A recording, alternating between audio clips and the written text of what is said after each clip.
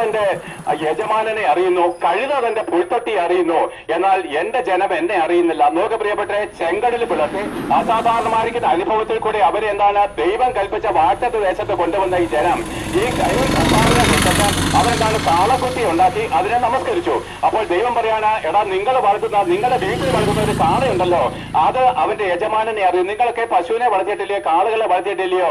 പ്രിയപ്പെട്ടെ, നിങ്ങൾ എവിടെയെങ്കിലും പോയിട്ട് വരുമ്പോൾ അതിന് എത്ര നന്ദിയാണ് നിന്നോട്. നമുക്ക് കഴുതയ്ക്ക് ഭക്ഷണം കൊടുത്ത് നമ്മൾ പറയും ബുദ്ധിയില്ലാത്ത ജീവി, വെറും കഴുതയാണ്. എന്നാൽ ആ കഴുതയ്ക്ക് ഒരു നേരത്തെ പുല്ല് കൊടുത്തിട്ടുണ്ടെങ്കിൽ ആ കഴുത ആ പുല്ല് കൊടുത്ത യജമാനെ സ്നേഹിക്കും. അവൻ സ്നേഹത്തോടെ ആ കഴുത അവനോട് ചേർന്നിരിക്കും. എന്നാൽ ദൈവം ചെങ്കടൽ പിളർത്തി സകലതും നൽകിക്കൊടുത്ത ഈ ജനം ആ സത്യദൈവത്തെ അറിഞ്ഞിട്ടും അവൻ എന്താണ് ഒരു കാളയ്ക്ക് സദൃശ്യമാക്കി തള്ളിക്കളഞ്ഞു. അപ്പോൾ ഒരു അപ്പൻ മക്കളോട് പറയുന്ന പോലെ പറയുകയാണ്, എടാ ഈ കാളുകൾക്ക് എന്താണ് അതിന്റെ യജമാനെ അറിയാം, ഈ കഴുതകൾക്ക് എന്താണ് അതിന്റെ പുൽത്തൊട്ടി അറിയാം, എന്നാൽ ഞാൻ വിളിച്ച് വേർതിരിച്ച എന്റെ ജനം എന്നെ അറിയുന്നില്ല. ഒരപ്പൻ മകനെ ഓർത്ത് ദുഃഖിക്കുന്ന പോലെ ദൈവം എന്താണ് ഈ ജനത്തെ ഓർത്ത് ദുഃഖിക്കുന്നു.